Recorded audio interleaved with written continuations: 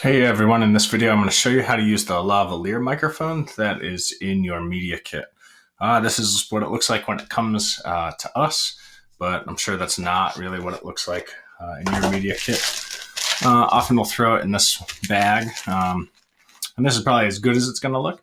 It can really get kind of messy with this cable. But if we open up the bag, we should have a number of things here. I want to show you what you would see. Hopefully in your bag you have all these things, and if not, we can always send them to you. So your main microphone right here. It's, I believe, 25 feet of cable, and we'll talk about that in a second. In addition to that, you have probably a battery, or hopefully you have more than one battery, a little windscreen here, kind of a pop screen, and a lavalier clip.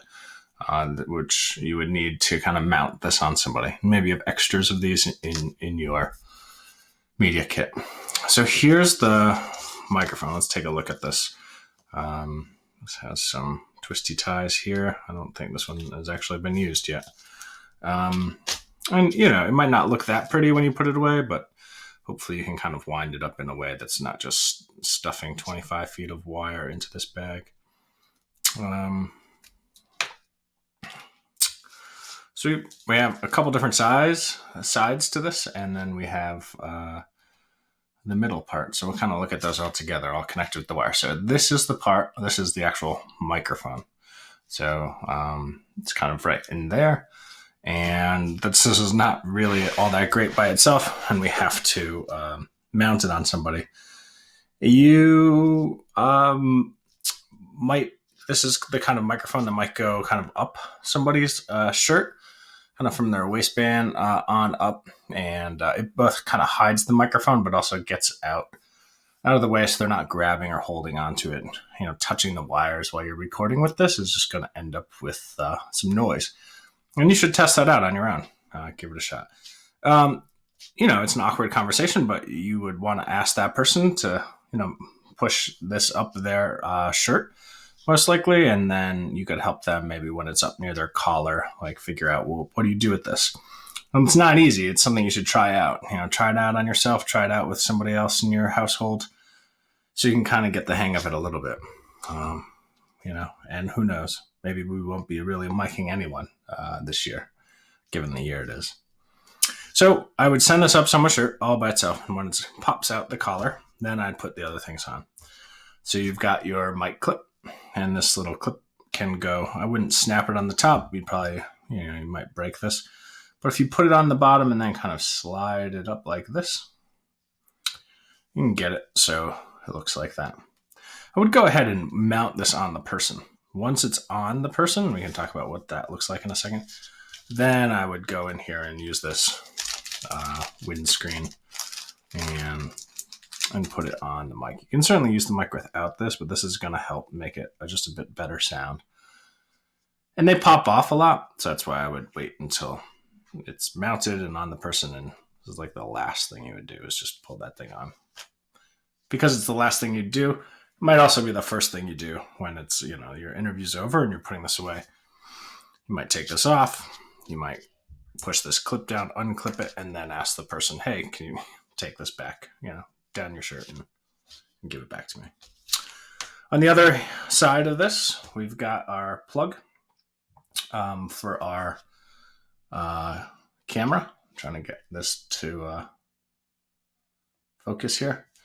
And again, that goes in the left-hand side of your camera. So remember, on your camera, we have these two ports, and this one on the left, if you can see it, it says MIC on it, and that's where your microphone goes in. In all these microphones, you want to plug them in, and then also plug your headphones in so you can make sure that they're working.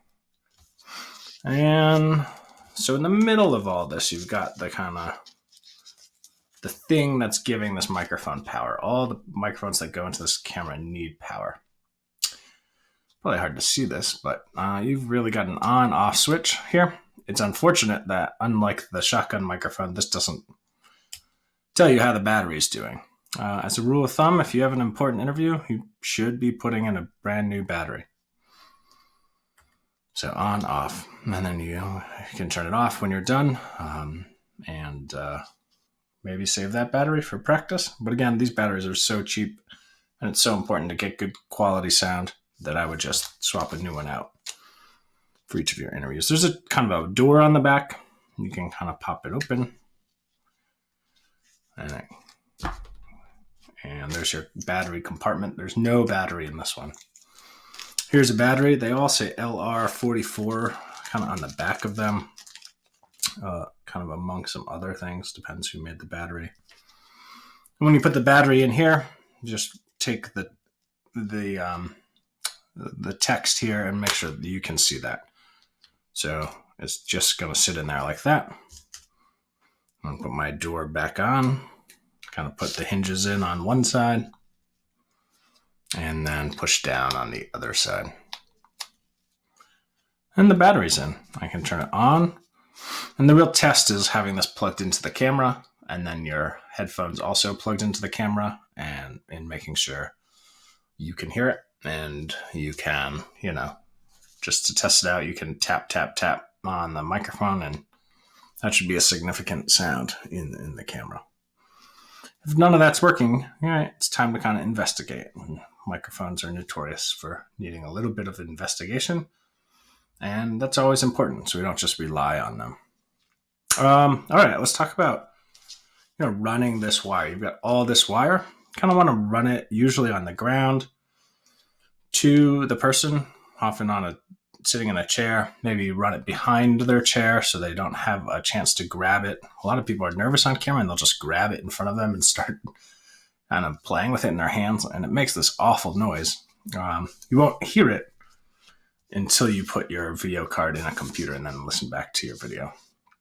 So getting it behind the person, running that wire up inside their shirt often, popping it out at the collar, and then kind of putting this together. There's this other video I want you to watch in terms of creating what they call a broadcast loop. So what it looks like is just giving this some space. And so I'm going to put this loop in here like that. And then when I clip this on someone, and I'll show you a picture of this in a second, we've got this bit of wire that kind of makes this circle, and this would run inside perhaps their shirt. And what you're doing back here is just kind of holding this loop. They call it a newsman's loop or a broadcast loop. It's one way to just, secure a little extra wire up here. So if they move around, like everyone's going to move slightly during their interview. And if this wire is moving inside someone's shirt, you can notice that hopefully it's not really affecting the wire up here. That's closest to the microphone, and hopefully it gives you a bit better sound. So if this was clipped on somebody, right, you wouldn't see the part that goes behind them. So let's see if I can just kind of replicate that here, maybe with a piece of paper. So I'm going to use this. So if this was clipped kind of at the top of someone's shirt, you might see it, right, that much. It might stick up. If this was the top, say, of somebody's shirt, you might see this part. What you're not really going to see is what's behind here, right? This is kind of, imagine like running inside someone's shirt. And what you're going to get is this wire kind of clipped with these kind of spikes on the back. Push it harder, you'll go right through the wire just to hold that. This microphone is the microphone to use when you're interviewing somebody. It becomes a trickier thing when you're interviewing more than one person at a time, because this is really set up for one person. But in your classic sit-down interview, this is absolutely the better microphone to use. And part of the challenge here that we put in front of you is to try this out. Try it out with your shotgun microphone. Try it in the same setting, so interview somebody with both of those and really just listen to what it sounds like. And hopefully then you don't have to believe me. You can kind of believe yourself as to what it sounds like and which one is best for conducting your interviews. Hopefully that's helpful. And watch maybe 30 seconds of that video by Rode Microphone about kind of this broadcast loop. That might be helpful as well.